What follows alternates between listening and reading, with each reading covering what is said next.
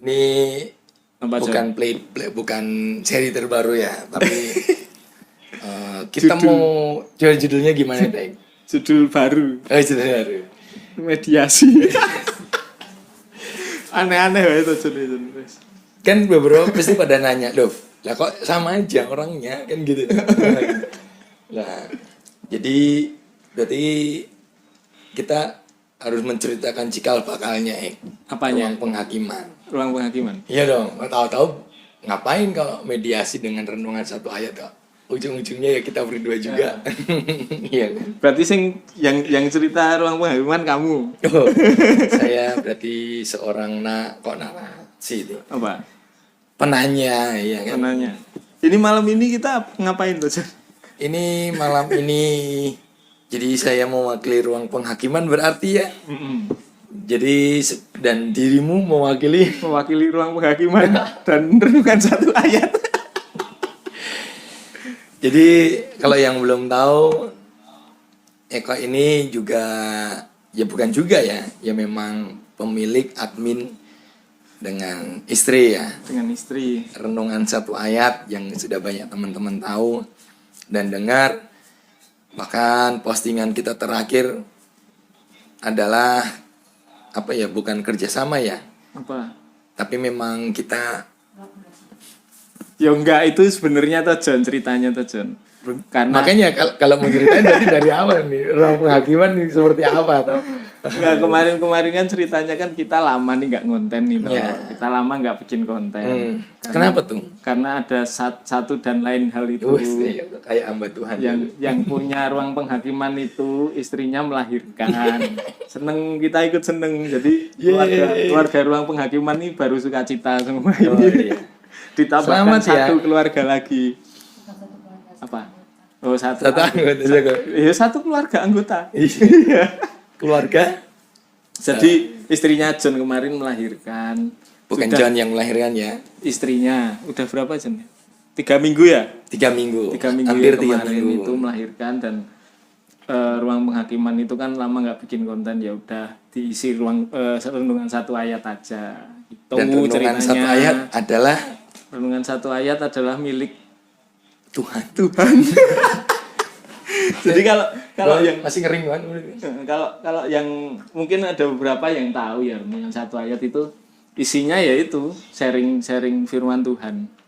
Sharing firman Tuhan cuma ada nanya. Yang di-sharingkan itu mungkin renungan satu ayat toh, banyak ayat. Jadi satu ayat.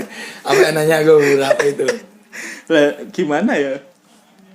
Harus gitu. Jadi memang banyak peminat sih. Bukan peminat ya, maksudnya dalam arti banyak yang terberkati dengan mulainya renungan satu ayat yang seri pledoi pertama, akhirnya terus kedua, dan nanti ada lagi seterusnya nanti. Juga nanti memang sebenarnya ada beberapa teman-teman kita mau ikut sharing di lewat pledoi juga ya. Cuman memang waktunya kemarin kita lagi yaitu apa namanya? Euforia. Oh iya. Euforia. Terus posisi juga biasa, nanti masih fly ya, masih fly. Kurang tidur. sering begadang ya John sekarang. Dan nggak tidur dan sampai akhirnya mengalahkan makan. Ya. Makanya kemarin pada nanya, wah kurusan dia, bukan kurusan ini. Diet saya. Diet. Diet. Oke, kita masuk. Sebenarnya memang ada nggak jadi cerita. Makanya itu. Sebenarnya beberapa dari ruang penghakiman ini berangkat memang atas kehendak Tuhan semesta alam ya kan. Yang Maha Esa. Dan Yang Maha Esa. Jadi berawal dari ada di situ ada copy sharing, renungan satu ayat, ada sharing, journaling juga. Ada Golgotha Cloud, terus ada Blessedness juga, terus siapa lagi ya, satu lagi tuh? Apa ya? PGI kayaknya. PGI nggak ikut? Kita di bawah naungan GPI. Kita naungan Pancasila. Di bawah naungan NKRI. Kebiasaan saya pada nanya, wah kaki saya terbiasa di atas. biasa anak medangan ya, kalau nggak Iya. di atas nggak nyaman. Ya segini nih, nyantai gitu. Memang kita berangkatnya dari itu, akhirnya terus tercetuslah ruang penghakiman ini. Ya makanya nanti ada beberapa isi sampai yang support, ya itulah yang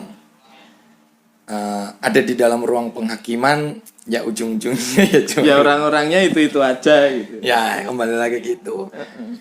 Terus akhirnya dari beberapa berjalannya waktu ada beberapa support juga. Terus sampai hari ini memang lama nggak posting. Saya sendiri di sosmed yang saya handle sendiri juga dari event-event yang dari 1 bulan lalu belum ke posting, ya kan? Saya sampai bilang ke Tante, gue belum posting dulu ya. Nggak apa John, wah selonggarnya katanya. Wis. Iyalah, tahu sendiri punya anak. Punya Oh, anak iya. repotnya gimana? Nah, Padahal ya nggak tahu. Belum punya nggak anak. repot aku. sih sebenarnya. Kenapa? Seru sih ya. Seru. Ya. Ya namanya dikasih titipan, Iya. Ya, titipan. tanggung jawab baru. Akhirnya oke, langsung saja kita ke ininya. Kita mediasi ya ini. Mediasi. Jadi akhirnya ada mediasi itu berarti 3 pihak. 3. Iya dong. Oh iya ya. Yang berselisih sama satu lagi ya. Ya yang menengahi. Yang menengah ya. Yang menengahi siapa? Tuhan Yesus. Tidak berubah. Katanya 2-3 orang berkumpul Tuhan ada. Yes, Gitu. jadi- 23 orang maksudnya. Saya mikirnya di situ, mediasi itu kan berangkat dari 2-3 orang berkumpul ya. Di situ Tuhan ada sebagai mediatornya kan. Mediator. Jadi ada beberapa dari ruang penghakiman, Golgota sama kopi. Jadi banyak dong. Banyak. Berarti renungan satu ayat aja yang ini kita bawa ya. Ya. Jadi Besok mungkin Golgota Cloud gantian. insya Allah. Iya juga sih. Iya dong harus ya. Iyalah. Terus yang kopi sharing nanti anak-anaknya juga ya. Iya, nanti. Pasti ya. Nanti aja. Ini ada si Kathy. Terus nih mau apa? Kamu mau ngapain, Sun? Jadi ada beberapa yang terberkati lewat pledoi kita juga akhirnya dengan renungan satu ayat. Mungkin ada beberapa yang akan kita tanyakan juga mengenai postingan terakhir aja lah ya kita bahas ya. Boleh. Karena memang dari posting kita sebelumnya yang kita ngobrol santainya itu sempet ya nggak rame-rame banget sih. Karena dari ada statement dari keluar dari kita kan seperti itu. Ya. Bukan kita ya kita ya di Kita. kita Jangan menolak. mengatasnamakan Tuhan, Son. Oh iya. Kita aja. Kita menolak, bukan menolak yang gimana ya.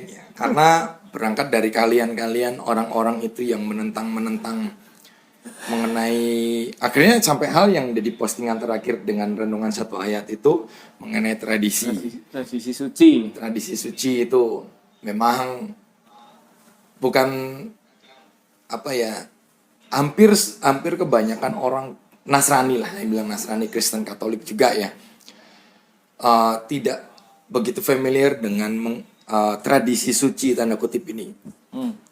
Mungkin kalau sebelumnya kita nggak usah menjelaskan yang panjang lebar karena biar mereka juga bisa lihat, udah di post YouTube ya. Sudah ada di YouTube. Jadi mengenai postingan kita yang terbaru kemarin itu mengenai tradisi suci ini. Dan karena berangkat dari tradisi suci ini yang beberapa hal yang sudah kita bahas sampai mengenai para tokoh-tokoh Agama. tokoh-tokoh perusak ya. Keritan nanti bahasane rusak. Tokoh-tokoh pemberontak. Aku nggak berani lo ngomong gitu loh. Nah, tokoh-tokoh pemberontak yang akhirnya menjadi pemecah. Ya. Apa ya, kalau saya bilang gereja sih enggak ya, Pemecah tubuh. pemecah tubuh ya. Kalau tubuh tidak terpecah tidak jadi satu tubuh gitu kan. Ya enggak. Jadi kita mulai mengenai kenapa yang renungan satu ayat akhirnya mau share mengenai tradisi suci itu. Apa ya, itu sebenarnya kemarin itu ceritanya enggak bahas itu sih, Jan. Jadi ketika menyiapkan itu, aku manggilnya Propet aja ya, Propet. Propet John. Saya doakan. Gue sebenarnya Ketika belum. Saya persiapan makan, kalian udah makan, gue belum. Ayo udah. Ketika persiapan itu sebenarnya pengen bahas soal Theotokos, dan Theotokos ini juga jarang diajarkan di Kristen sekarang. Theotokos siapa tuh kalau kita nanya itu jarang ada yang tahu. Tapi ketika persiapan dengan doa, nulis, pada akhirnya sampai ke sola scriptura dulu sebenarnya, Jen. Sampai ke doktrin sola scriptura. Apa? Tapi ketika nulis soal sola scriptura kok terlalu frontal. Karena ya mau diakui atau tidak, orang Kristen sekarang ya semuanya sola scriptura, hanya Alkitab satu-satunya sumber kebenaran. Padahal kalau dipikirkan lagi ya enggak, salah itu. Terus nulis lagi dan akhirnya ketemulah tradisi suci. Dan tradisi suci itu diajarkan di dalam tubuh Kristus ya, di dalam gereja di jemaat mula-mula itu oleh para rasul dan diteruskan oleh murid-muridnya. Karena mau diakui atau tidak, Alkitab itu munculnya ya dari tradisi itu. Kalau ada, bukan ada yang, ini saya sendiri sih. Jadi Alkitab bukan satu-satunya sumber kebenaran gimana ya? Iya benar emang. Makanya kan, ya ini statement saya ya. Ya memang. Wah nanti saya dicekal ya kan ya. Ya Ntar pada baper. Lah gimana? Sekarang ya doktrin malah ngomong sola scriptura. Sekarang saya ngomong doktrin sola scriptura itu sebenarnya sama sekali tidak sola scriptura. Nggak ada di Alkitab dibilang itu kita harus megang itu kitab suci tok, Alkitab tok, nggak ada.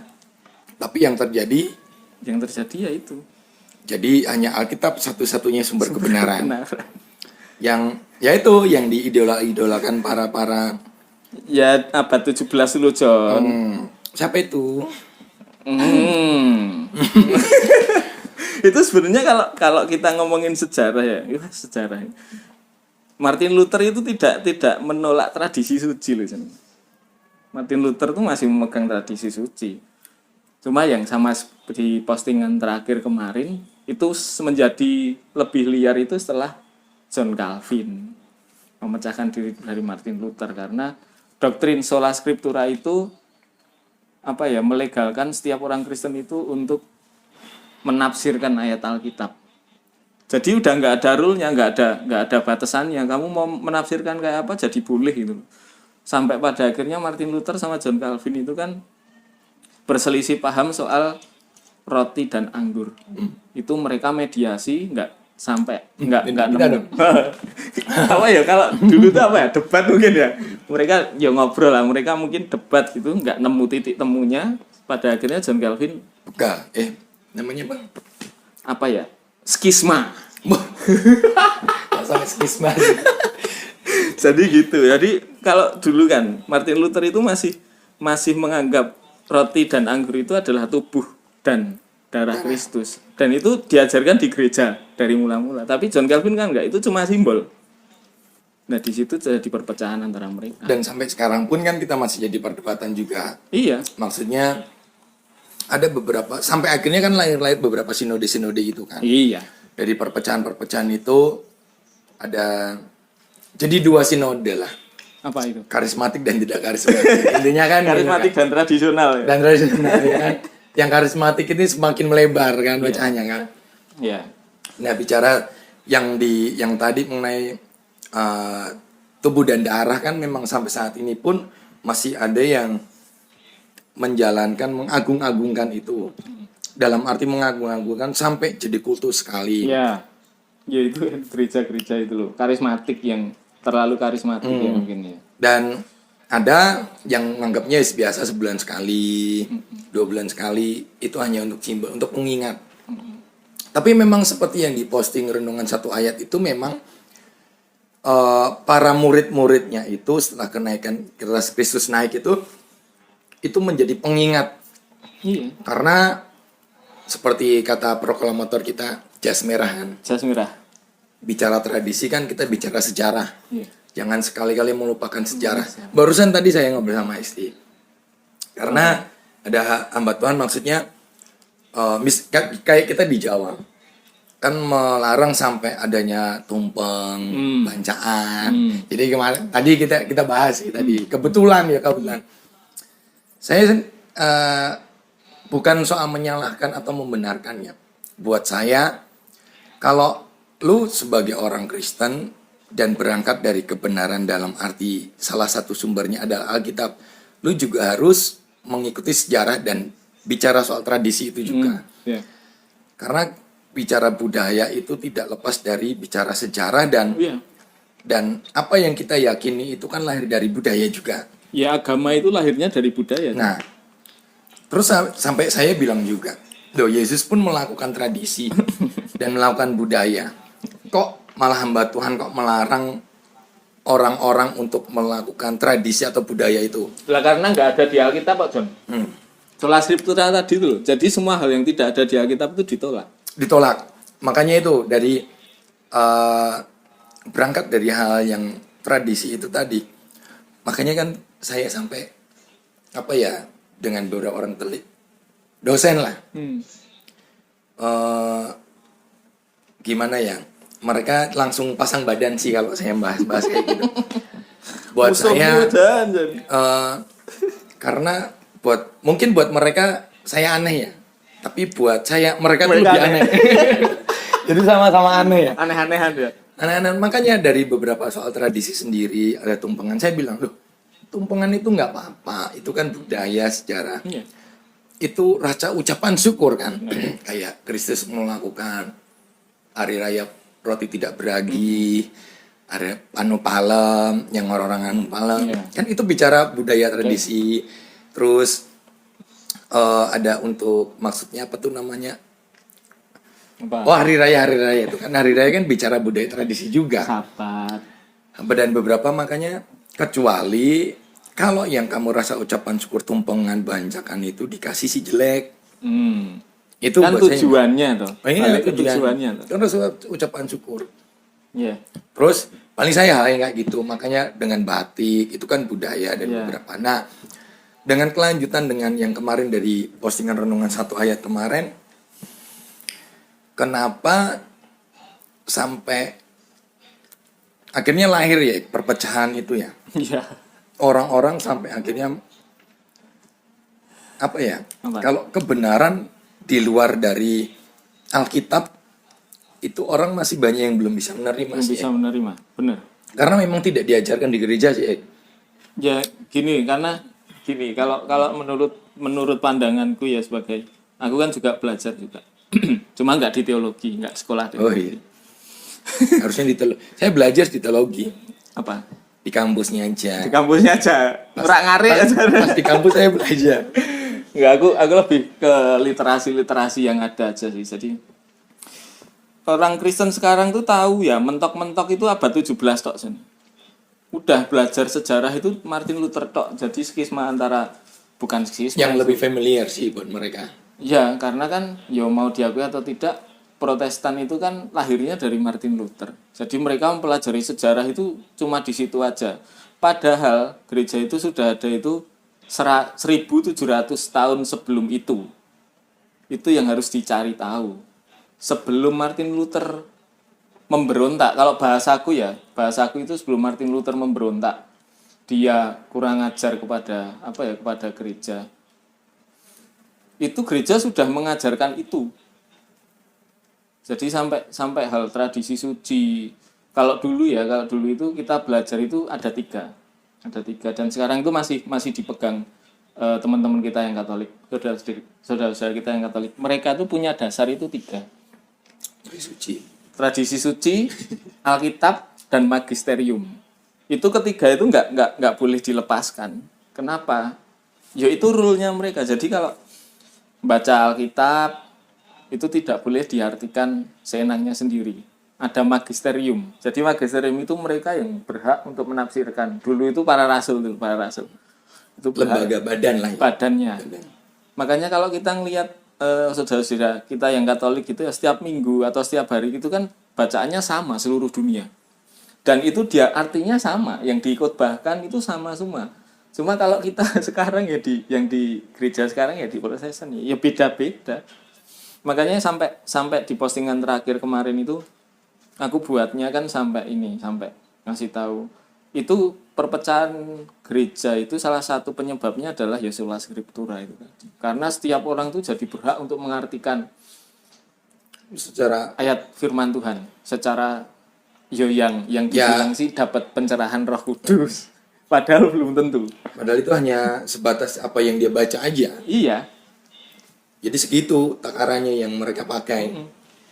Kayak kita. Padahal di Alkitab sendiri kayak di postingan kemarin di Alkitab sendiri kan bilang yang di apa ya lupa itu bilang kan berpeganglah kepada ajaran yang kamu terima baik lisan ataupun tertulis. Berarti kan ada yang lisan, ada yang tertulis. Dua sumber kebenaran. Dua sumber kebenaran. Dan lisan itu didapat dari apa? Dari Tuhan Yesus. Kita harus tahu Tuhan Yesus itu nggak bikin Alkitab. Ajarannya Tuhan Yesus itu ya lisan semuanya. Nggak ada yang langsung ditulis. Tuhan Yesus ngajar kayak kita sekarang di gereja, ayo keluarkan buku catatan terus ditulis, nggak ada. Jadi ya diingat para rasul, mengingat murid-murid yang lain juga mengingat, dan itu dituliskan setelah Tuhan Yesus naik ke surga. Dan itu ini bicara tradisi, makanya yang orang-orang lupa yang sudah berapa kali kita bahas. Orang Yahudi itu tradisinya itu lisan dan tertulis. Ya. Dan itu tidak dimiliki negara lain. Benar. Itu cuman ada di Israel lah, kalau bicara sekarang Israel lah. Makanya yang pernah kalau yang beberapa yang mengikuti itu kita bahas itu tradisi anak kecil itu diajarkan secara lisan. Dan itu boleh dikatakan setiap hari itu makanan mereka hari-hari itu. Yeah. Jadi mereka benar-benar daya ingatnya itu buat sebenarnya sama sih antara baca atau lisan itu sama. Tapi cara mendidik lisan dan tertulis itu berbeda. Yeah. Dengan sekarang kita hanya lisan aja atau tertulis aja. Jadi kalau yang tertulis kalau yang lisan itu kan kalau Yesus itu kan menunjukkan bukan cuma omongan ya, cuma dengan perbuatan juga. Itu lebihnya ajaran lisan itu. Jadi dikasih tahu dan Langsung kamu praktek. diberi contoh. Jadi kenapa kok sampai ajaran Yesus itu beberapa abad itu sampai bisa terjaga? Ya karena Tuhan itu ngajari secara verbal, secara lisan dan dikasih contoh. Caranya gini loh, nggak cuma diartikan tok, ditafsirkan tok gitu. Makanya orang-orang itu Martin, Alvin, buat ya mungkin saya salah ya. Buat saya mereka itu kalau terlalu gagal paham. Mereka itu berpikir itu dia tidak memposisikan dirinya itu lagi di Israel. Yeah. Di tanah Yahudi ini. Dengan budaya dan tradisi itu lisan dan tertulis.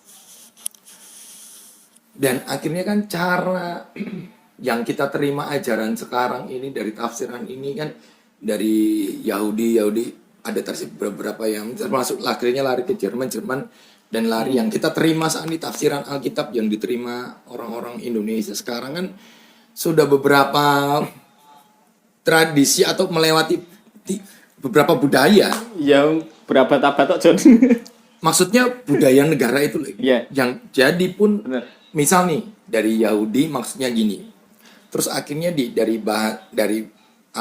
maksudnya Aram ke Ibrani dari bahasa ini kan kita bicara budaya nih. Karena bahkan dari bahasa pun kalau dari tiap ini kan update terus ya. Bicara Ya, budaya perkembangan.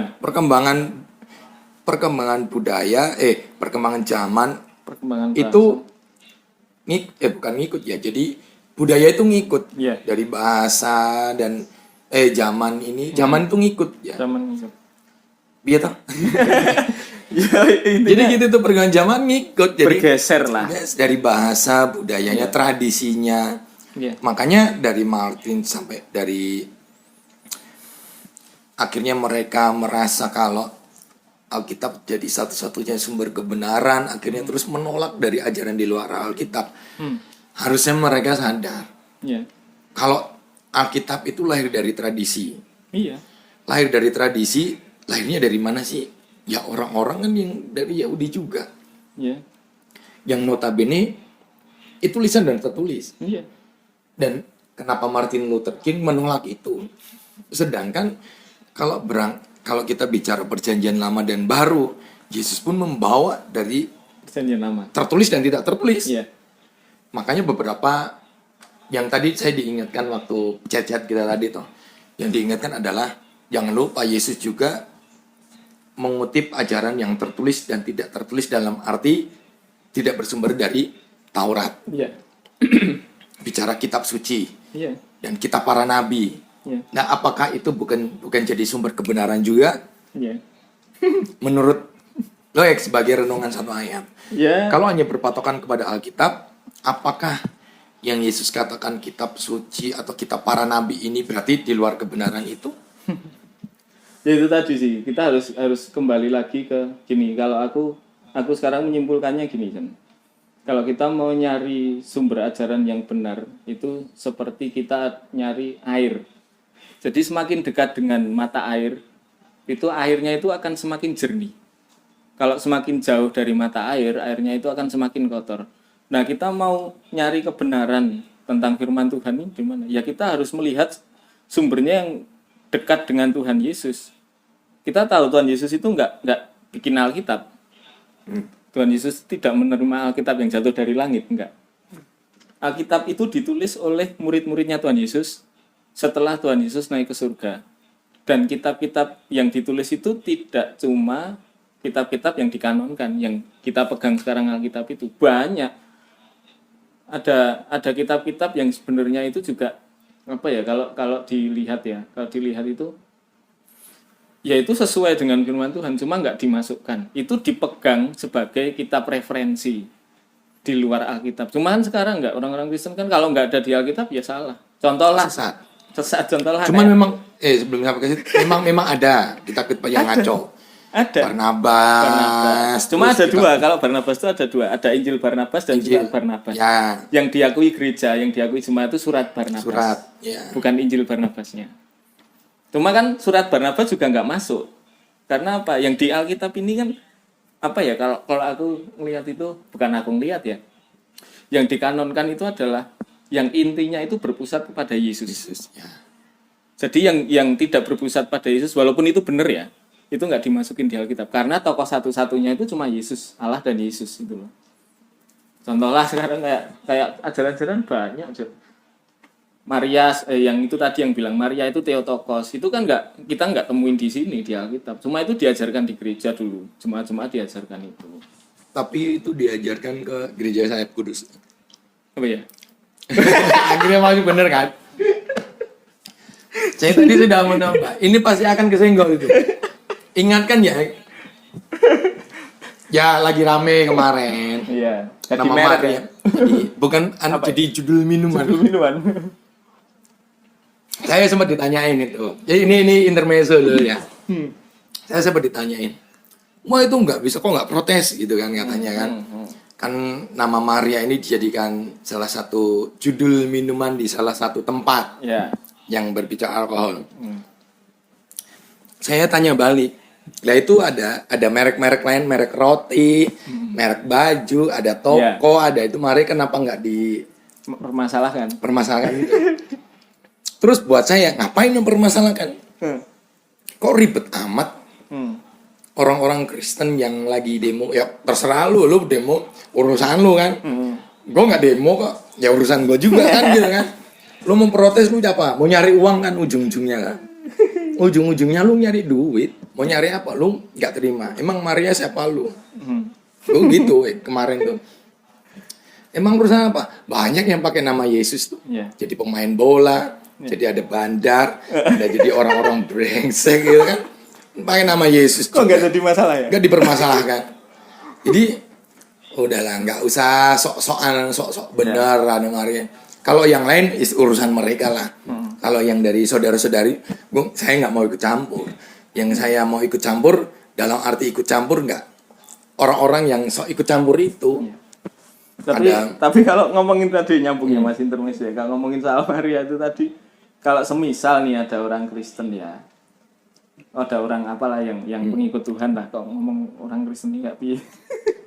Jadi ada orang yang mengaku Tuhan Yesus itu Tuhan, Yesus itu adalah Tuhan, dan ketika ada salah satu itu pakai untuk nama minuman dan dia merasa apa ya istilahnya tersinggung atau nggak suka, tanya, lah wong kamu yang nggak menghormati, kok ngapain kamu bela gitu. Kalau saya kejauhan sampai situ. Buat saya gini, kayak kalian sok akrab aja. Ya, Kau tahu, emang Maria yang mana yang dia pakai? kan banyak. Kan banyak. Ada Maria Magdalena, Maria ada Sri Swastini. Maria dari kan ada kalau yang tertulis yang di kita kan 3 Maria tuh. Kan banyak nama Maria. Kok kegeeran sekali dipikir itu Marianya Yesus. Saya nggak bela si Syed Kudus ya. Enggak, maksudnya jangan sosok kegeeran, cari muka. Kok kayak Maria yang punya Maria itu ibunya Yesus aja. Temanku Maria ya ada, John. Iya. Selamat ya Maria bisa nikah juga kan. Iya. Jangan merasa kok kegeeran lah. Iya. Yes, gitulah mengenai Maria intermezzo Iya. gitu. Terus balik lagi yang tadi, John. Oh, iya. Kan nanya soal itu tadi Yesus. Yesus kan sebenarnya juga nggak ngambil semuanya dari perjanjian lama ya, kita para nabi dan Taurat. Ada satu ketika itu aku jadi ingat ya, ada satu ketika orang Saduki itu tanya, kalau ada orang nikah nih, cewek nikah sama cowok, terus cowoknya meninggal, kalau di adatnya orang Israel itu adiknya cowok itu harus nikah sampai ada keturunan kan. Terus orang Saduki itu kan nanya, ketika nanti mereka sudah meninggal semua di surga, itu yang jadi suaminya sah itu yang mana? Tuhan Yesus itu menjawab tidak dari kitab perjanjian lama, tapi dari kitab Henokh. Tuhan Yesus jawab apa? Kamu sesat. Di surga itu tidak ada kawin-kawin, sama seperti malaikat. Sama seperti malaikat. Kita mau nyari itu di perjanjian lama nggak ada. Saya kalau yang belum tahu kitab Henokh itu apa? Wah, gimana? Jelasin dong. Karena saya pernah bawa itu di beberapa kampus kan. Langsung ditentang mentah-mentah. Ya itu loh, Jun. Sola Scriptura. Kalau kamu ngomong itu sekarang di Kristen sekarang ya susah. Selama itu nggak ada di Alkitab, ya kamu salah gitu. Padahal nggak tahu, nggak pernah baca kitab Henokh itu apa, kitab Yasar itu apa, surat Barnabas itu gimana isinya. Nggak pernah baca, cuma pernah langsung ngomong salah karena nggak ada di Alkitab. Padahal Yesus mengutip. Yudas, dalam surat Yudas itu juga mengutip. Tapi ya, kita mau nyari kayak gimana? Sekarang kayak kemarin yang dipostingan itu, yang renungan 1 ayat itu. Kalau kita menolak tradisi suci ya, ajaran lisan yang pokoknya yang tidak ada di Alkitab itu salah. Kita mau nyari itu. Tuhan Yesus itu padahal pernah kita tahu Tuhan Yesus pernah berkata, lebih baik memberi daripada menerima. Sebab berbahagialah orang yang memberi daripada yang menerima itu.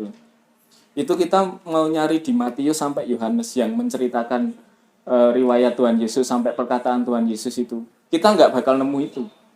Tapi di Kisah Para Rasul kok muncul. Yang ngomong bukan Tuhan Yesus malah. Berangkat yang dari postingan renungan 1 ayat Yohanes berapa itu? Yang apa? 20 ayat 25. Yang apa? Sebab tidak semuanya tertulis. Yohanes 24 25. Nah, Sebab tidak semuanya tertulis. Nah, itu loh. Kita harus berangkat dari situ. Sebab tidak semuanya yang diperbuat Yesus itu tertulis. Kalau ditulis seluruh dunia itu nggak bakal muat. kitab suci seluruh dunia ini Nggak bakal muat gitu. Lah, kalau kita mikir ya, kalau kita mau belajar kita harus berangkat dari situ. Lah terus kita bisa tahu untuk ajaran Yesus secara menyeluruh di mana? Ya kita harus melihat lagi sumber yang lebih dekat dengan Yesus itu yang mana gitu. Ada sampai sekarang ada, cuma ya itu tadi lah. Kita mentok di abad 17 sudah. Kita nggak mau nyari yang mundur lagi nggak. dan kayaknya memang karena reformasi dan terobosan di abad 17 itu seolah-olah itu menjadi tonggak kayak reformasi kalau di Indonesia reformasi 98 ya jadi tolak ukur gitu loh. Ya kan, jadi seolah-olah jadi patokan. Ya mau diakui atau enggak memang gitu, cuma salah kaprah semua juga. Apalagi kalau yang orang-orang teologi yang kalau yang belajar di sekolah-sekolah teologi ya itu kan kalau nggak itu larinya ke mengenai bapak gereja. Ya. Dan mereka enjoy sekali kalau bahas itu. Akhirnya sampai menentang di luar bahasan itu. Harusnya kalau mereka mau bahas saling apa ya? Sebenarnya harusnya sih saling ya. Mereka mau orang itu percaya seperti apa yang kita percaya, tapi mereka nggak mau mempercayai, tapi yang percaya yang gimana dulu ya maksudnya. Cek piye to, Jon?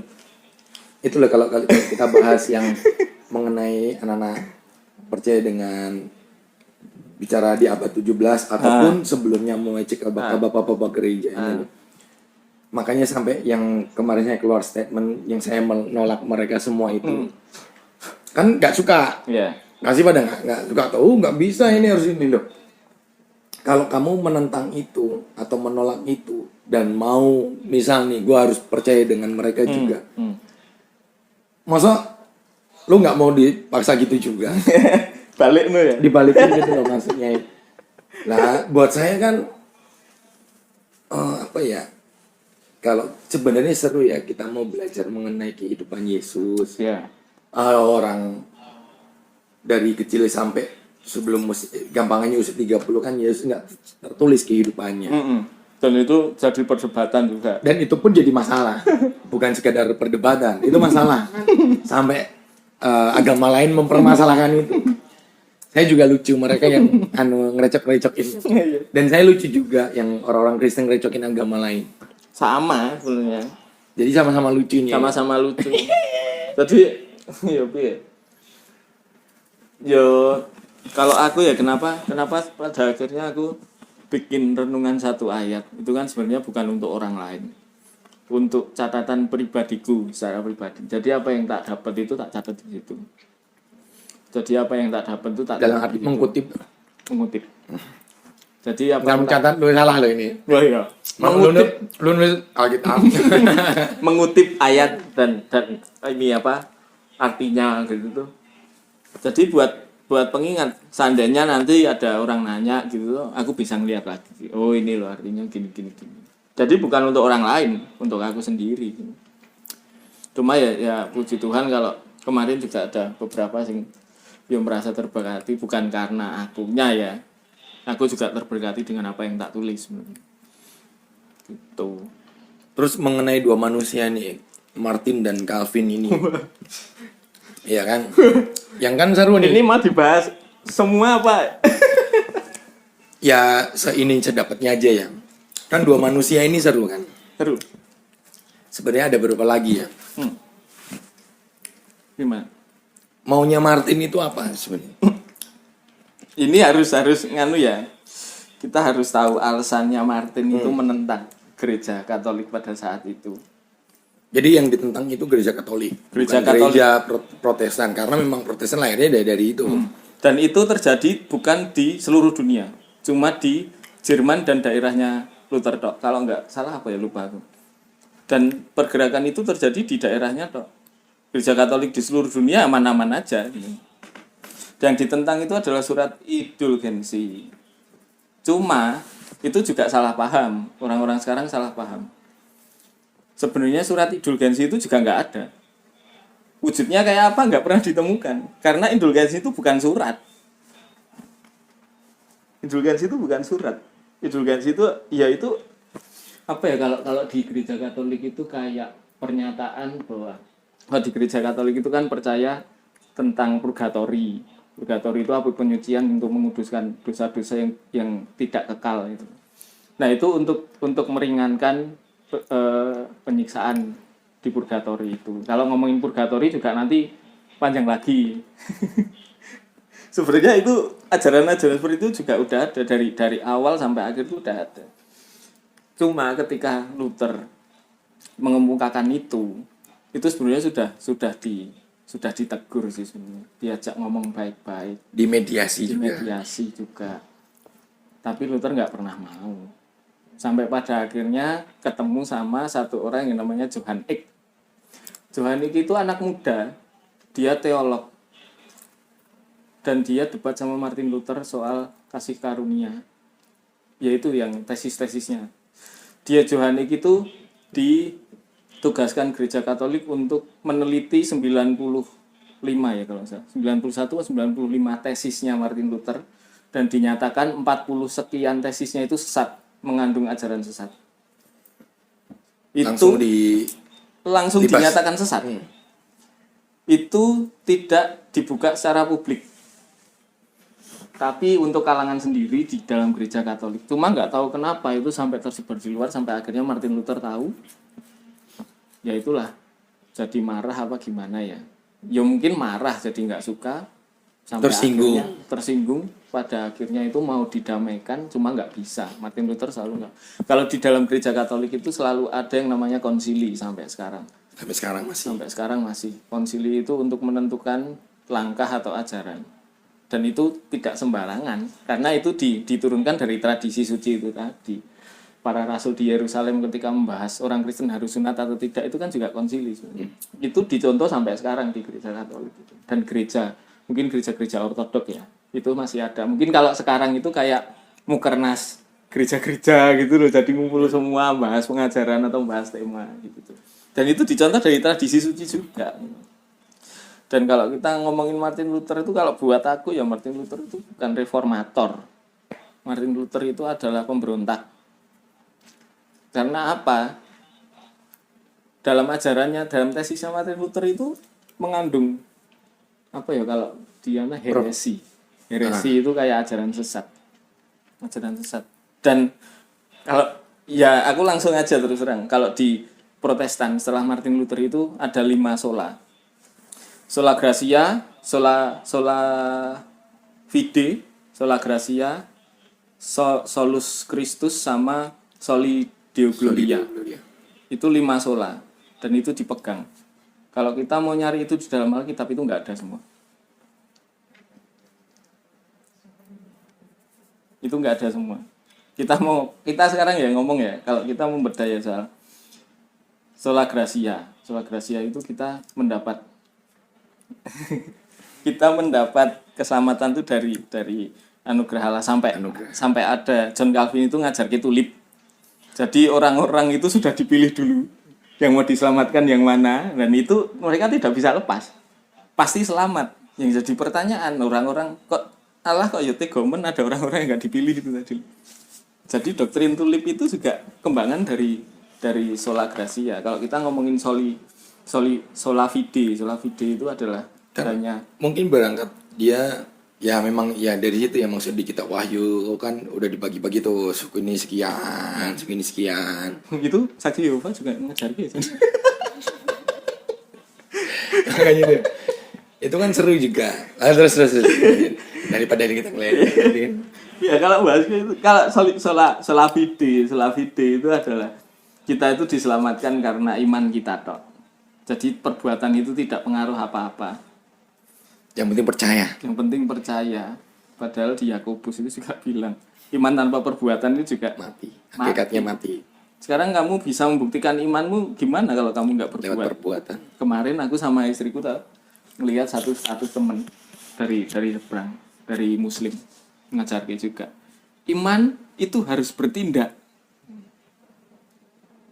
Ngajar gitu. Iman itu harus bertindak. Lah kok kita malah mundur iman tok. Kamu beriman kepada Yesus tok, tapi kelakuanmu keranjingan sampai kamu mati yo nggak diselamatkan. Kalau ngomongin itu ya, kalau ngomongin kamu diselamatkan karena iman tok ya. Pada akhirnya kan Yesus ngomong, aku nggak kenal kamu lah. Piye? Ya memang harus disertai perbuatan. Karena perbuatan itu adalah cermin dari iman kita. Makanya Yesus ngomong, kasihilah sesama manusia seperti kamu mengasihi dirimu sendiri, dan kasihlah Tuhan Allahmu dengan segenap akal, hati, dan kekuatan. Itu. Jadi kan harus ada yang dilakukan. Kalau kita imannya benar pada Yesus ya, kita harus melakukannya itu lewat perbuatan.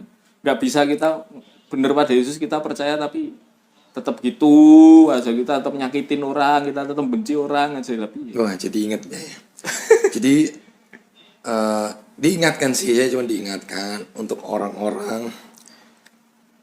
Tadi di awal sudah dibahas. Ini sebelum kita beranjak ke ketiga ya, kan ada 5 ya. Saya juga lucu kalau bicara tradisi, tidak ada tradisi Yesus itu main comot-comot ayat jadi ayat emas atau jadi ayat ajaib atau senjata pamungkas. Ya. Itulah. Ini tadi saya cuma disuruh mengingatkan. Karena pada dasar bicara berkat nih, Tuhan sudah jelas itu, Kristus sudah ngomong. Berkat, gampangannya gini, Tuhan itu pasti berkati. Tapi kan Tuhan nggak bicara. Apa yang Kristus lakukan itu yang ucapkan, tertulis atau tidak tertulis. Kan semuanya ujung-ujungnya bicara mengenai kekekalan tuh. Ya. Tujuannya ke sana.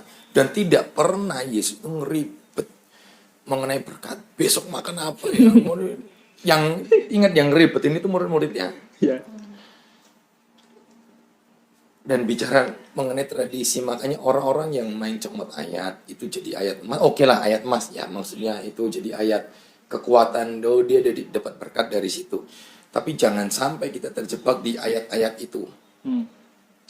Karena kalau kita makin jauh megang hanya ayat-ayat, tapi kita tidak tahu bicara tradisi suci itu tertulis atau tidak tertulis, bahkan hal-hal yang ada di Alkitab itu sendiri. Jadi mengenai ayat ini, ini ayat bicara berkat, berarti ini tak pegang nih. Kalau yang ini mengenai kutukan, kalau nggak ini akan gini, kalau nggak ini akan gini. Tapi kalau kamu akan memberi, kamu akan diberkati 10, 30, 60, 100, berlipat kali ganda. Buat saya itu menyedihkan. Dan buat saya, apa yang disampaikan para pewarta dan hamba-hamba Tuhan itu tidak mencerminkan Kristus itu sendiri. Karena Kristus tidak pernah menyuruh murid-muridnya ataupun pengikutnya itu untuk menjadikan entah itu ayat-ayat di Taurat ataupun di kitab-kitab para nabi itu menjadi senjata pamungkas atau ayat pamungkas. Dan bicara memang lahirnya ya berangkat-berangkatnya suka tidak suka abad 17 ini pengaruh itu. Ya. Jadi sampai akhirnya mengambil ayat-ayat itu menjadi ayat-ayat, menjadi apa ya itu, itu ayat-ayat ajaib. Gitu lah. Jadi cuman mengenai tadi yang bisa tertulis tidak tertulis tadi, apa yang Kristus lakukan, iman tanpa perbuatan itu, jangan sampai iman kita hanya berdasarkan ayat-ayat itu aja. Ya. Yang cuman disuruh mengingatkan itu. Apakah salah? Nggak salah.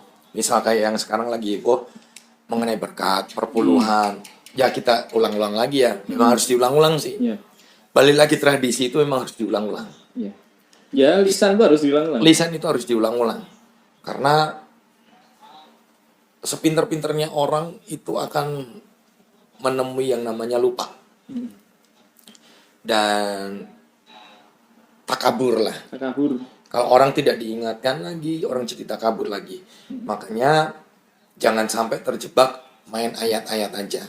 Buat saya, kenapa saya menolak mereka semua bapak-bapak gereja sampai mau Martin kayak mau Calvin dan beberapa sampai ke keturunannya itu, penerus generasi itu. Karena buat saya makin ngaco. Makanya saya lebih senang, ya sudah bicara bukannya mau yang gimana kristosentris itu ya. Karena memang sudah lengkap yang Yesus ajarkan. Yeah. Dalam arti lu nggak usah khawatir mengenai hidup, mikir iya. Kan Tuhan juga suruh kerja juga. Yeah. Sebenarnya sudah lengkap kok di Yesus itu. Hanya yang sekarang-karang aja, hanya mengembangkan aja lah. Ya, atau mengembangkan dalam arti mengembangkan jadi menghancurkan, nabrak-nabrak. Yeah. Jadi tetap mau lu beriman, bicara iman kita udah bahas di podcast sebelum-sebelumnya. Kalau ditanya iman, emang lu punya iman? Makanya pas yang kita bahas, kalau sekiranya saja kamu memiliki iman sebesar biji secawi, tapi kalau yang ditonjolkan di para pewarta kebenaran ini, yang bicara kebenaran maksudnya pewarta firman ini adalah, yang penting kamu punya iman sekecil ini aja, kamu bisa pindah gunung. Tapi di kalimat sebelumnya nggak dijelaskan. Kalau sekiranya, seandainya lah, seumpamanya itu, padahal untuk penegasan gampangannya kalimat itu gitu. Dan gampangannya lagi, lebih jelasnya lagi, lu aja iman lu gak nyampe sebesar biji sawi yang sekecil itu, lu gak segitu. Dalam arti lu gak beriman yang kita bahas. Makanya Tuhan bilang jangan takut. Yang ini kita tahu, kita orang-orang penakut. Kita orang-orang tukang khawatir. Oke, lanjut kita. Yang ketiga. Gembang Ini lagi. dibahas semua, Jon. Ya makanya kan nyenggol-nyenggol ke situ biar enggak. Nanti kita berhenti di ini aja, apa di poin ketiga aja, bahas semua panjang banget. Enggak Biar cuma pas di situ sih. sama yang ini, yang terakhir itu yang sola scriptura itu kita fokus di situ Nah, aja. akhirnya kita di situ. Sesuai Ya sesuai yang renungan lu kan. renungan kemarin itu. Sampai pada akhirnya Martin Luther itu mengajarkan satu doktrin sola scriptura. Sola scriptura itu tadi. Alkitab, hanya Alkitab satu-satunya sumber kebenaran. Di luar Alkitab itu semuanya nggak benar gitu. Tapi yang jadi pertanyaan adalah tidak ada patokan, tidak ada buku pedoman untuk menafsirkan itu. Padahal kalau kita sebagai manusia itu isi kepala kita beda-beda. Kepentingan kita beda-beda. Kita baca satu kitab, satu ayat itu ditafsirkannya, kalau 100 orang bisa nafsirkan 200 tafsiran. Itu nggak ada patokannya di situ. Makanya sampai pada kesimpulan gini, sola scriptura itu adalah alat yang digunakan iblis untuk memecah-mecah gereja Tuhan. Mau diakui atau tidak? Setelah Martin Luther, gereja-gereja itu semakin terpecah menjadi banyak denominasi. Kita lihat aja lah Martin Luther sama muridnya. Kalau Martin Luther itu masih romo ya dia masih pengajar. Dia masih istilahnya dia masih diakui gereja sebagai pengajar walaupun pada akhirnya dia diekskomunikasi. Tapi muridnya Martin Luther, John Calvin itu dia bukan siapa-siapa. Dia cuma penulis. Belajar teologi enggak. Diajari Martin Luther yang dia punya pengajaran soal roti dan anggur pun ditolak. Oh, John Calvin ngomong itu cuma simbol gini. Padahal Yesus itu ngomong, inilah tubuhku dan inilah darahku. Enggak ada Yesus itu ngomong inilah simbol tubuhku dan inilah simbol darahku. Ditolak sama Calvin. Pada akhirnya apa? Yang disampaikan Martin Luther. Ya apa ya kalau di kita sekarang kayak apa Jen? Rohnya itu apa? Impartasi ya. Oh iya.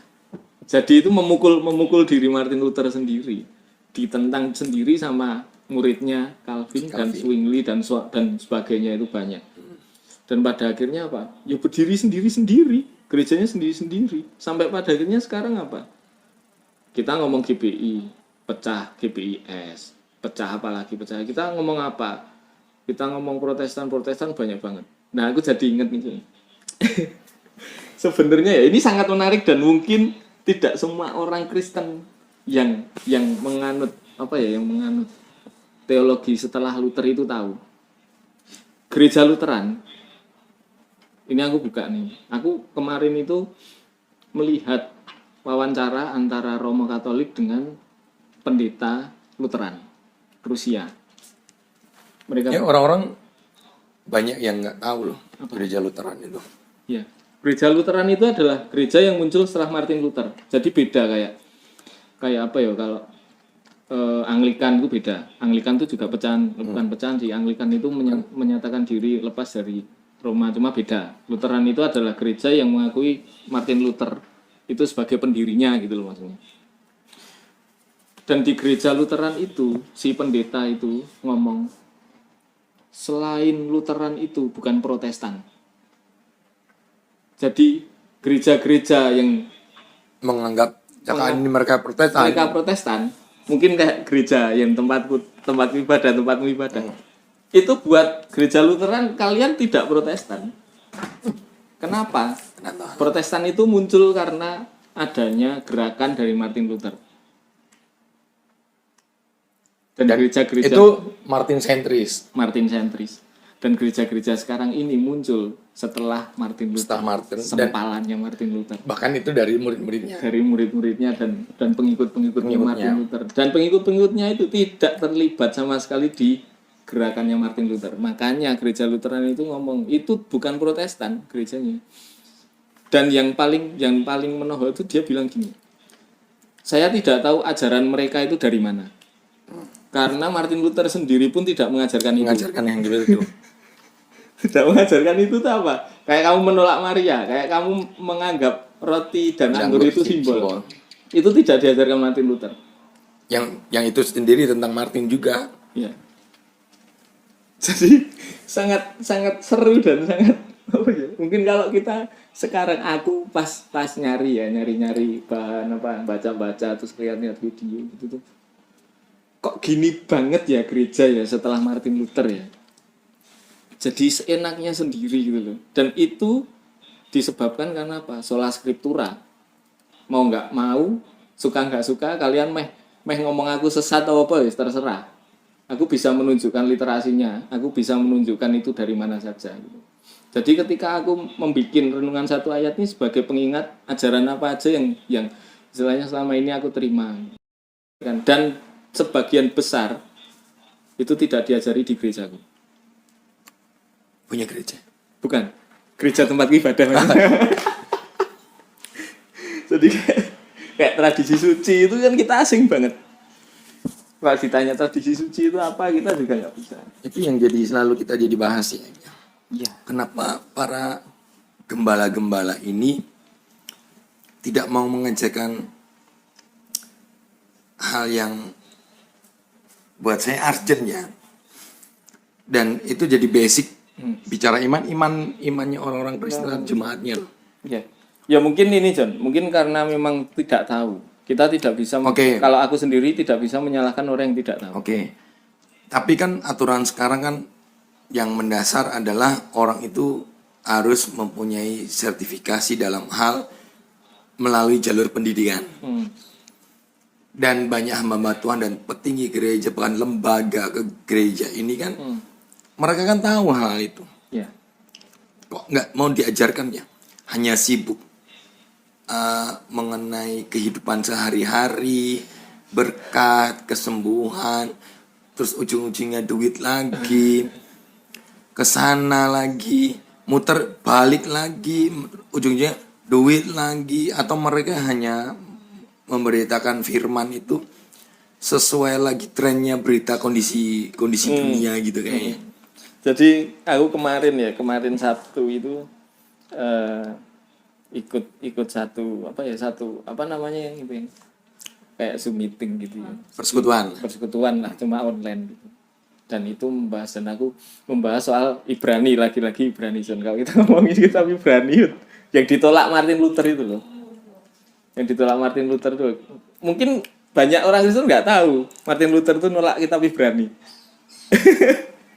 Martin Luther itu nolak kitab Ibrani, tak kasih tahu. Yakobus itu juga ditolak Martin Luther. Dan ada beberapa. Ya? Ada beberapa. Itu gini, yang soal apa makanan keras dan susu itu. Jadi sebelumnya itu kan si penulis di kitab Ibrani itu kan ngomong soal Yesus itu imam besar menurut peraturan Melkisedek. Itu ngomongin soal Yesus itu ya emang imam, ya emang Tuhan, ya emang juru selamat gitu loh. Cuma setelah itu ngomong penulis Ibrani itu ngomong tentang semuanya itu yang disampaikan sebelumnya, berarti ayatnya yang sebelumnya soal Yesus, doktrin apa ya istilahnya, kepercayaan kita kepada Yesus. Tentang semuanya itu banyak hal yang ingin aku sampaikan kepadamu, tapi sulit untuk dijelaskan karena kalian jemaat pada saat itu tuh lambat untuk mendengar, makanya aku memberikan susu, bukan makanan keras, karena makanan keras itu untuk orang-orang dewasa yang sudah terlatih indranya gitu, istilahnya gitu. Yang diajarkan sekarang itu apa? Kalau yang aku lihat di situ apa? Kita harus punya dasar iman dulu yang benar sebelum kita ngomong soal apa yang harus kita lakukan. Jadi sebelum penulis Ibrani itu ngomong apa yang harus kamu lakukan, dikasih tahu dulu Yesus itu imam besar menurut Melkisedek. Di situ pun jemaat itu susah untuk nerima, itu susah gitu. Makanya kan dibilang susu sing tak kasih ke kowe itu susu. Wong kamu sing tak omong ke barusan nih kamu lambat mendengar gitu. Kamu mau ngomongin soal kelakuan itu nanti dulu. Pahamono sih ini dasar imanmu ini pahamono dulu gitu loh. Makanya di situ kan terus dibilang kalau kita sudah ngerti, kalau kita sudah dewasa, kita harus meninggalkan asas-asas dasar itu. Bukan meninggalkan itu bukan berarti kita meninggalkan Yesus itu nggak penting, itu nggak. Meninggalkan tuh artinya kita beranjak ke step yang lebih lagi. Baru kita berbuat. Naik kelas lah. Naik kelas. Baru kita berbuat sesuai dengan iman kita. Itu nanti. Wong kita dasar iman kita aja bingung, apalagi kita mau mengasihi orang. Ya nggak bisa. Makanya sola fide itu adalah doktrin yang kalau buat aku ya salah. Kamu harus punya iman dan kamu harus punya perbuatan. Itu tidak bisa dipisahkan. Bukan karena iman dok. Bukan karena iman dok. Sama seperti tradisi suci dan Alkitab itu tidak bisa dipisahkan.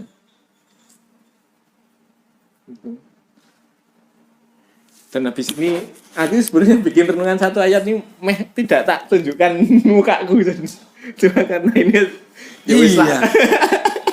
Makanya sengaja hari ini mediasi ini ibaratnya saya itu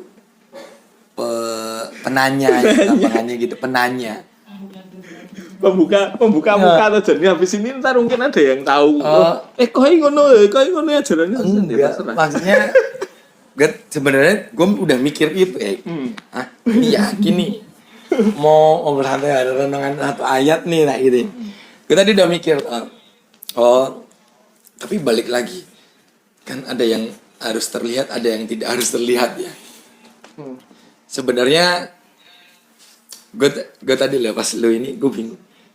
Ini makanya kan gue bilang yang inisial Y itu di depan lu itu. Lu mau nampang nggak nih? Gitu kan. Lah ya berarti lu harus nampang juga lah gitu. Ya nggak mau. Makanya kalau mau nampang ya nggak mau. Jangan kayaknya nggak usah. Makanya kan biarkan kita berangkat terus tak pikir-pikir. Makanya di awal gue bilang ini berarti lu harus menceritakan jika bakal ruang penghakiman kan udah sepakat cuma berdua nih kan nggak ada pihak-pihak lain yang nongol nih maksudnya kan gue sebenarnya mau dimulai dari situ di awal tadi itu semakin bingung sih gitu ya mulai gitu ya itu tapi akhirnya ya wis lah akhirnya kan tahu siapa di balik renungan satu ayat itu ya apa ya kalau dibilang aku juga bukan orang teologi, aku juga belajar semua bukan pengajar. Kalau dibilang jabatanmu apa, aku nggak punya jabatan. Cuma kebenaran itu bukan untuk orang-orang pintar. Tuhan sendiri bilang orang-orang bodoh itu akan mempermalukan orang-orang pintar. Orang-orang yang rendah itu akan dipakai Tuhan untuk mempermalukan orang-orang yang tinggi. Bukan aku nganggep aku itu benar enggak. Pakai keledai juga. Pakai keledai juga. Untuk memalukan orang-orang itu.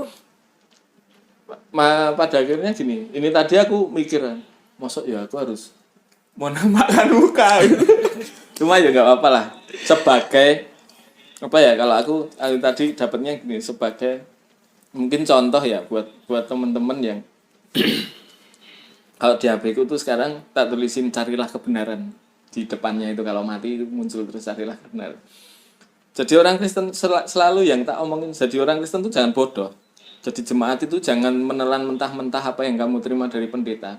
Karena apa pendeta kita itu kadang itu menafsirkan itu sesuai dengan kepentingannya. Mau nggak mau. Biar dipasin ya. Dipasin mungkin dengan momen atau mungkin dengan dia lagi butuh apa gitu. Ditafsirkan pakai ayat Alkitab, ditafsirkan dengan kepentingannya gitu loh. Bukan berarti apa ya kalau aku ngomong salah ya. Ntar salah. Kurang tepat. Oke. Kurang tepat. Mungkin bahasanya kata yang pas ya. Kata yang tepat itu ya. Kurang tepat. Karena apa Yon? Kalau kita jadi jemaat kudu, kita jadi jemaat cuma amin apa yang kita dengar kok tanpa kita tahu apa yang disampaikan. Ya wis. Dasar imanmu ini di mana? Makanya kayak tadi lu bilang Ibrani kan pas kita mau bahas Ibrani dari hal yang itu gue mikirnya memang makanya ada kesinambungannya barusan tadi gue tanya kenapa gembala nggak mengajarkan itu seharusnya ya ada dasar dulu sebelum lu nanti mau ada firman-firman yang lain itu tuh mengenai mau lu bahas soal uang atau persembahan sulung persembahan ini itulah pokoknya. Tapi maksudnya basic dari dasar imannya orang-orang Kristen ini harusnya kan diajarkan. Iya. Benar. Tapi memang saya pun apresiasi yang ada gereja-gereja yang membuka-buka kelas-kelas untuk pembelajaran, ada persekutuan kayak gitu. Cuma harus ditanya lagi, kalau kita buka PA, kita buka pembelajaran itu, ya kalau sekarang itu aku harus Si ibu itu kok nggak tidur ya? siapa? Oh itu loh. Tidur dulu, rebahan dulu. Jadi sekarang Nanti kita bangunin. tidak mudah untuk kita membaca Alkitab. Itu suatu hal yang sangat susah. Kenapa? Kalau kita memudahkan itu, ya kita menafsirkan dengan cara sendiri. Kita comot-comot ayat-ayat Alkitab, terus kita, ya walaupun kontenku tak namakan renungan satu ayat ya, pada akhirnya kan banyak ayat. Ya karena itu berkesinambungan, saling kan itu loh. Bobo aja bu. Cuma kan enggak, sekarang mungkin yang diajarkan itu cuma nyomot satu ayat. Padahal aku bikin renungan satu ayat, sing tak tampilkan satu ayat gitu ya. Aku baca itu ya semua. Tak baca semua. Makanya tadi saya mikir, sampai ini tadi mikir. Kan bicara, tadi sempat akhirnya lu keceplosan, bukan keceplosannya.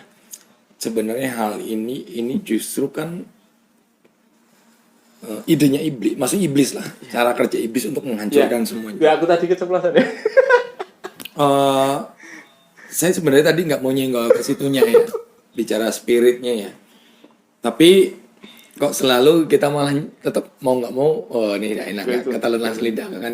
Makan dulu kan. Memang nggak mau disampaikan, cuman balik lagi saya cuma mau mengingatkan. Sadar tidak sadar, semua hal yang terjadi ini, oke, memang apakah dari pemberontakan yang terjadi seutuhnya itu jelek? Ya enggak juga. Ada hal yang positif. Ada yang kita jadi terbuka pikiran kita mengenai semakin tahu mengenai kebenaran itu. Kadang-kadang kan memang harus dibenturkan dulu. Ya. Jadi kalau misal lu pingin kacang kenari, ya lu harus mecahin dulu biar baru, bukan lu makan mentah-mentah lu makan gini aja. Sorry, yang terjadi ketika gerakan Martin Luther itu juga ada pembaruan di gereja Katolik juga. Jadi mereka mengakui ada kesalahan di situ. Dan mereka sudah tadi bicara surat. Nah, kalau bicara yang dibahas surat, walaupun kalaupun kita ngomong pengajaran itu udah ada dari dulu. Cuma ya selalu ada oknum ya di dalam sebuah komunitas itu selalu ada oknum yang memanfaatkan itu. Dan itu sudah diakui dan dinyatakan bersalah. Gereja Katolik juga sudah mengeluarkan itu ke masyarakat umum untuk meminta maaf itu. Itu satu hal yang positif. Kalau nggak ada Martin Luther mungkin itu nggak terjadi. Jadi tidak semuanya jelek, enggak. Cuma kalau soal pengajaran, hati-hati. Kita harus mencari tahu dari sumber yang lebih dekat dengan Tuhan Yesus. Jangan kita nyari tahu itu dari abad 17, jangan. Apalagi dari abad yang sebelumnya juga. Jadi kalau di ini sekarang, di apologet sekarang itu ada istilah RT1, RT6, RT17. RT 16 atau 17 gitu. Gitu. Jadi ada istilah-istilah itu. Dan lucu gitu. Saya juga sebenarnya di satu sisi saya menikmatin sih. Yeah. Para apologet itu dan yang terjadi, saya nggak mau membahas ke keyakinan yang lain. Dari para apologet yang orang-orang Kristen sendiri kan itu seru tuh. Antara rektor dan dosen dan dosen, jemaat dengan jemaat, pendeta dengan pendeta, pelayan dengan pelayan. Sebenarnya saya seru-seru aja. Kalau secara teologi memang itu diajarkan mereka untuk saling mendebat lah bahasa gampangnya. Jadi untuk mempertahankan argumen lah. Kalau saya bukan lebih ke debat ya. Karena kalau mungkin kalau orang teologi bilang mereka diajarkan untuk berdebat. Tapi kalau menurut saya itu lebih ke mempertahankan argumen. Jadi argumen lu harus kuat nih di argumen lu. Orang mau nyerang kayak gimana lu harus kuat nih. Jadi kalau debat kan nggak gitu. Ya. Nah, menurut gue ya. Ya, benar. Cuman balik lagi yang saya mau ingatkan, memang hari-hari ini kan tadi barusan lo bilang orang bukan hampir lagi, sudah nggak pernah lagi baca Alkitab. Iya. Karena memang semakin dekat ini dengan kondisi zaman yang seperti ini, orang bilang mau ini nanti kedatangan tuh semakin dekat, kalau saya sih nggak mau mikir jauh ke sana dulu ya. Saya mikir hari ini apa yang bisa saya kerjakan gitu dulu. Ya. Kalau bicara dosa salah, pasti kita tiap hari bikin dosa atau kesalahan. Iyalah. Yang pasti kayak gini. Pas kemarin kan mama datang tuh karena melahirkan. Saya ngobrol sampai pagi tuh akhirnya tuh. Sampai jam 5:30 pagi. Nggak tidur jadinya gue. Nggak tidur akhirnya. Bicara gini. Orang-orang yang semakin dekat sama Tuhan cari kebenaran itu, orang bilang kalau bahasa kita kecil dulu, oh lu ke gereja kan buat ibadah berarti nggak ada setannya kan gitu kan. Orang-orang kalau bercandanya gitu kan. Neng gereja lah mungkin enak setan nih. Atau enggak pendeta nggak mungkin nih setan ganggu. Makanya pernah yang saya bilang itu kan, justru kalau lu semakin dekat sama Tuhan, setan itu makin lebih dekat. Iya. Memang nggak ada ayatnya gitu ya. Ada kan? Maksudnya yang Saya ngomong langsung literlek gitu. Oke lah itu menjadi statement. Ya memang itu statement saya yang kemarin dari bahasa dengan nggak hanya ke mama saya sebelumnya, dengan beberapa orang juga. Orang yang semakin dekat sama Tuhan, sebelum Tuhan dekat sama lu, yang makin dekat adalah setan dulu. Apakah lu sempat kan saya ngobrol dengan beberapa, termasuk ada hamba Tuhan itu, loh nggak bisa kita ada dekat sama Tuhan, nggak mungkin setan dekat gitu kan. Ataupun kalaupun dekat kita bisa tengking. Pertanyaan saya lucu, saya cuma balik nanya, nggak mau saya debat. Lah Tuhan Yesus dideketin setan nih. Bahkan dicobain. Benar. Makanya kemarin tuh yang gue bilang itu saya kasih contoh 2.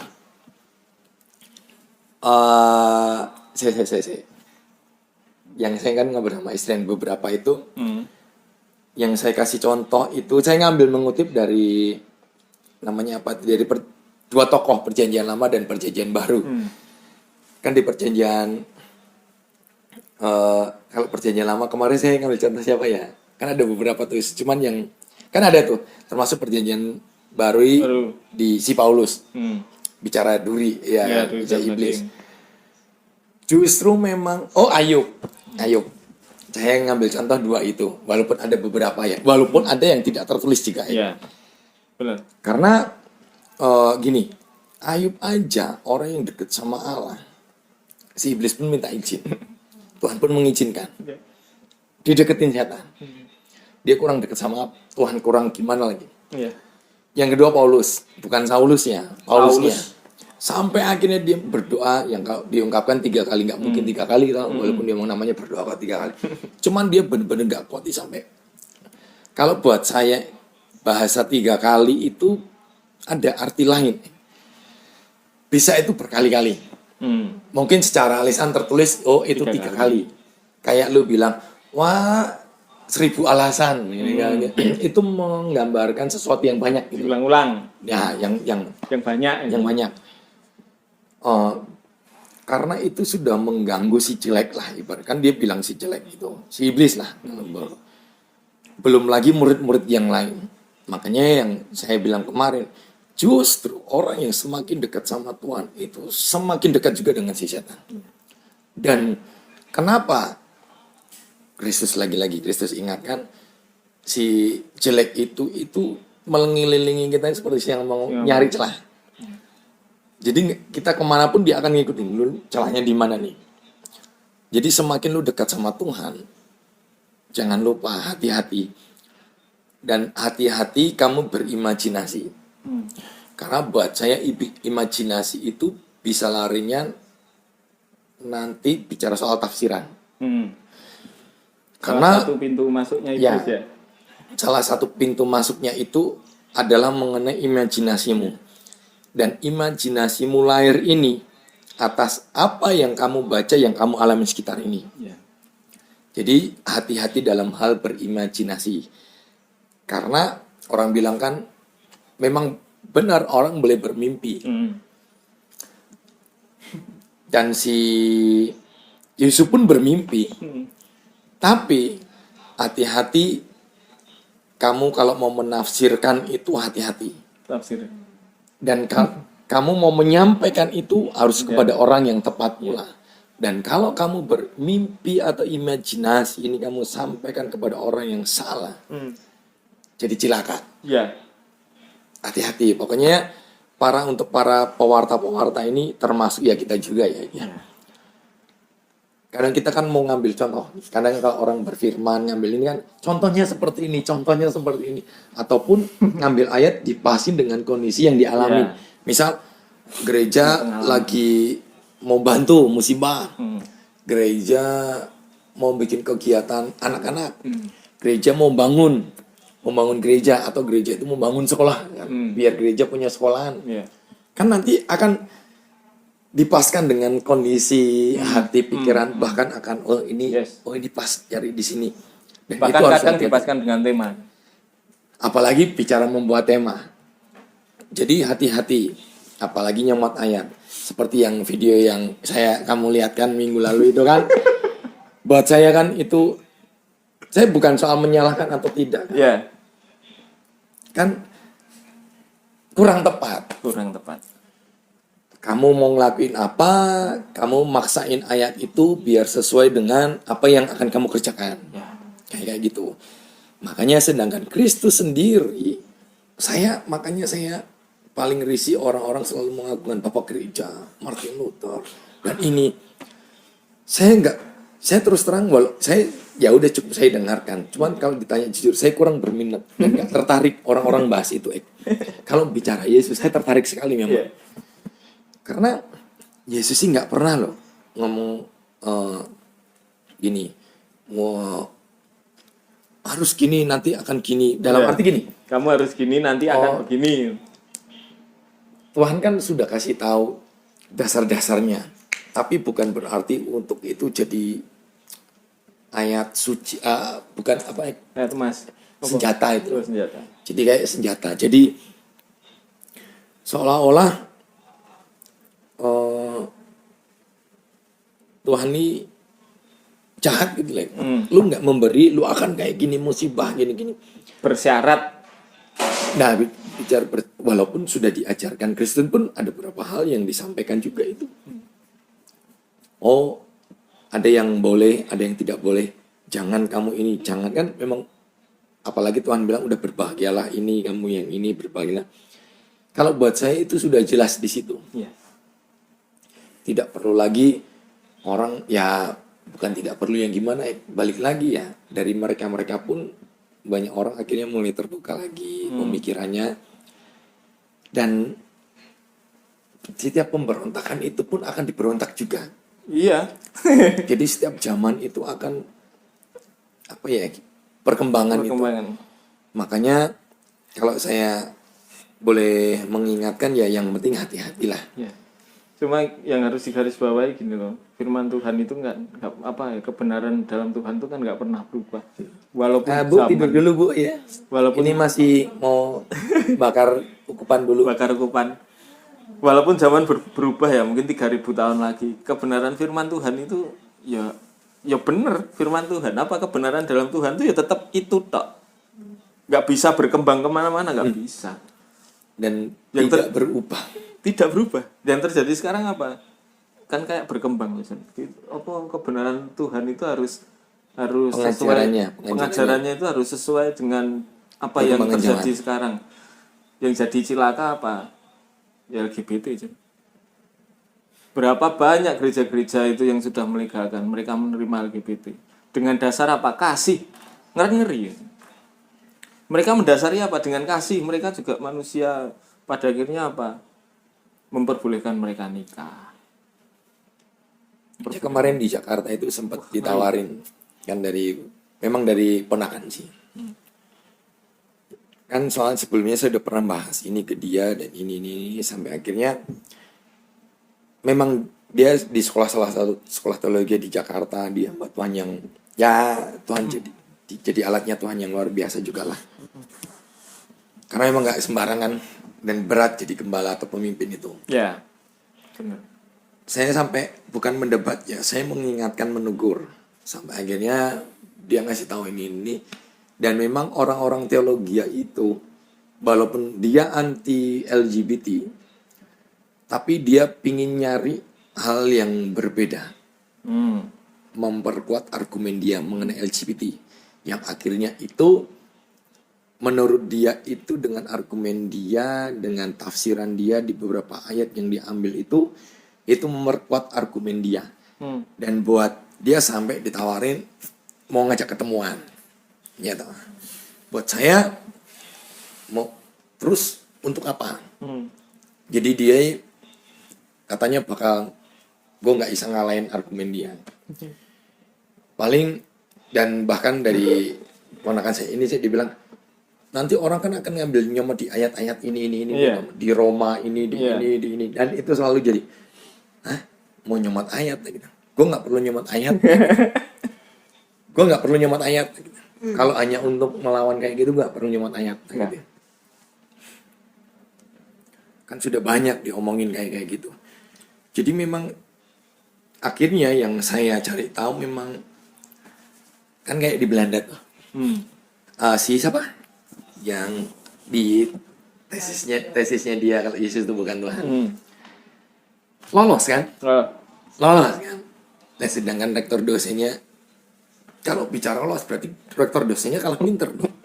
Secara ilmu. Berarti nggak bisa ngelawan argumen dia dong. Iya. Kok itu bisa sampai lolos? Ini teologi loh, bicara teologi Iya. ini. Dan itu kan dilemparkan. Dan itu pintu masuk mereka termasuk salah satunya LGBT itu. Iya.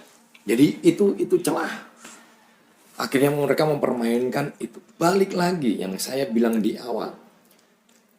Kitab tafsiran yang kita terima saat ini, bukan tafsiran, terjemahan yang kita terima saat ini, itu udah melewati 3 tradisi atau 3 budaya. Iya. Saya ambil 3 aja lah, nggak usah banyak-banyak. Apa itu? Walaupun ada beberapa.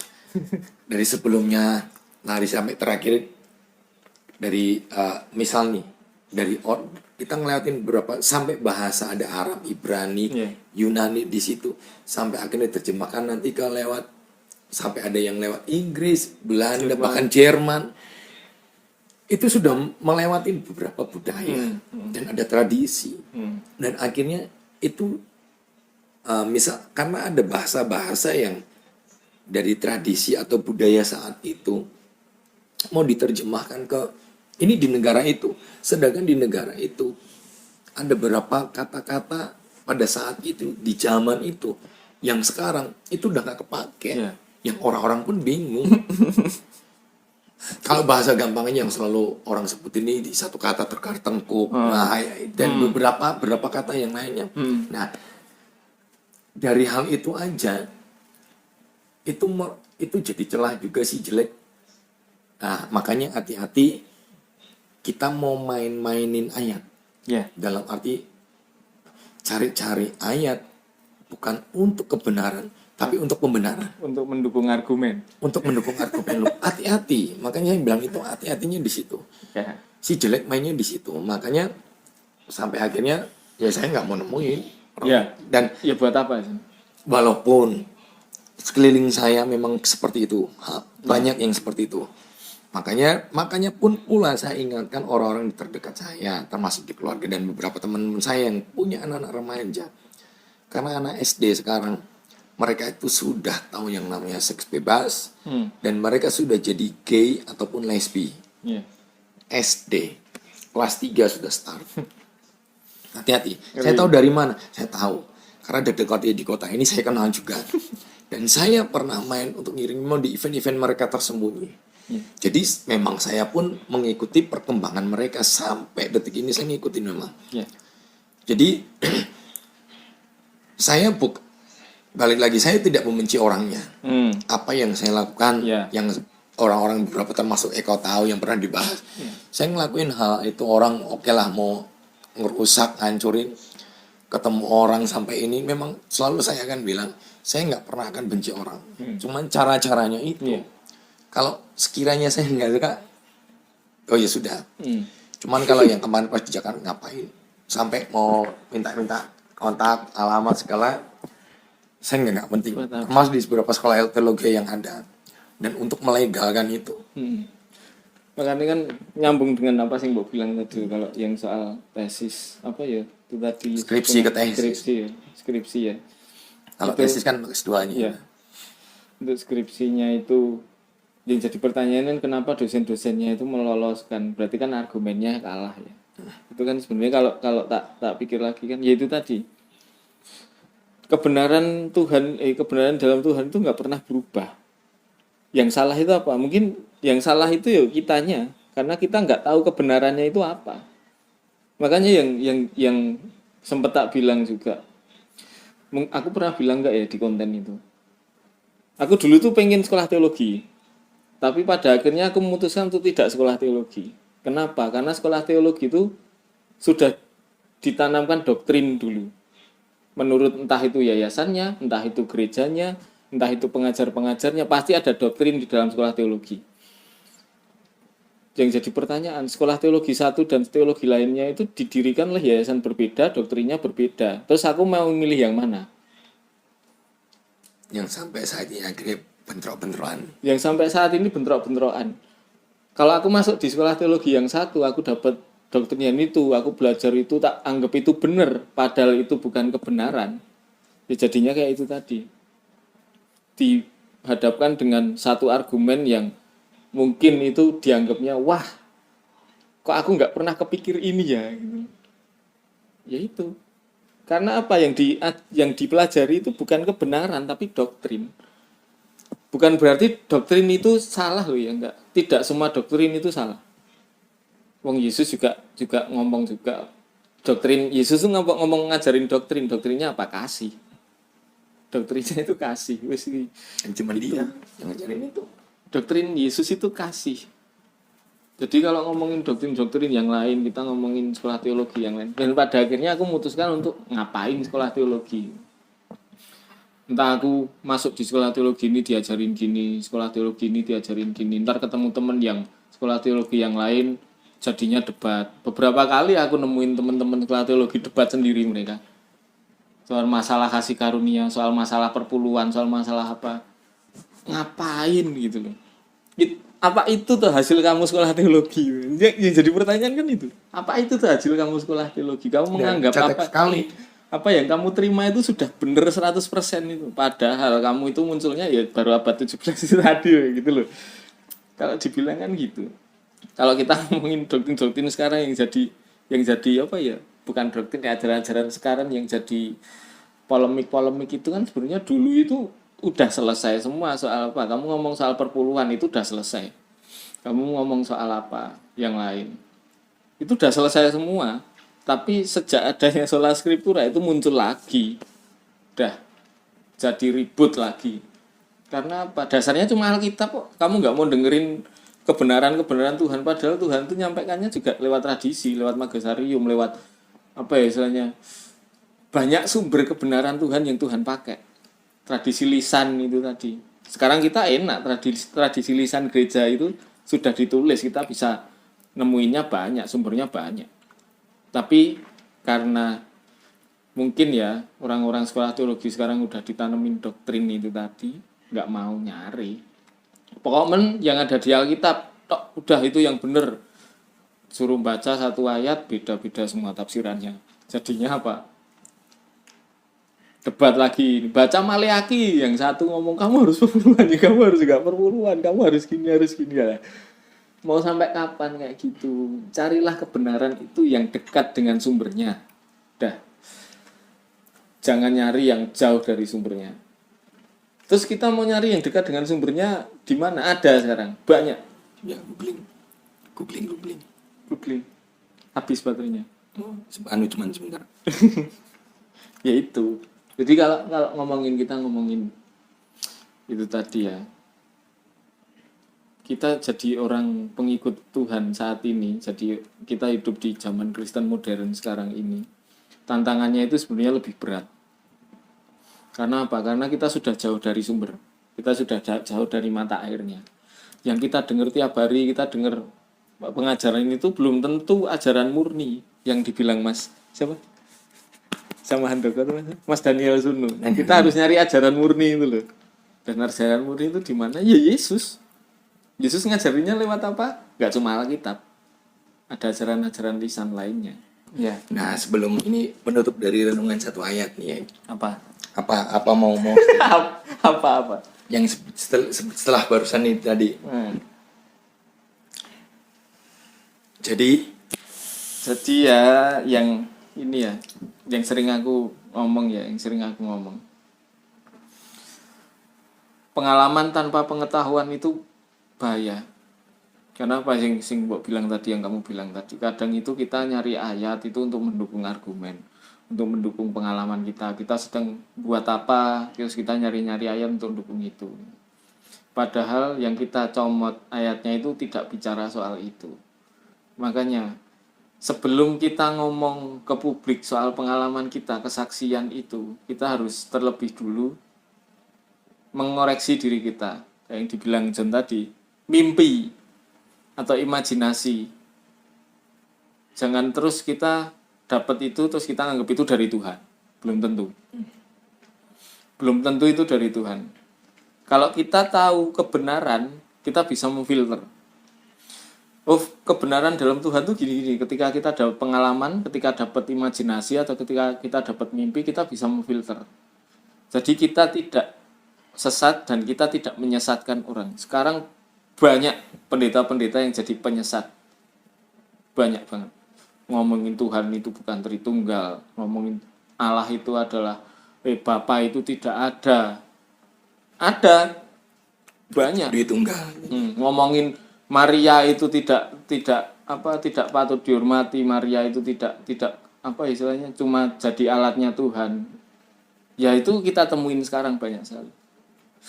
Jadi itu tadi yang tak bilang, pengertian dan pengalaman itu harus jalan beriringan,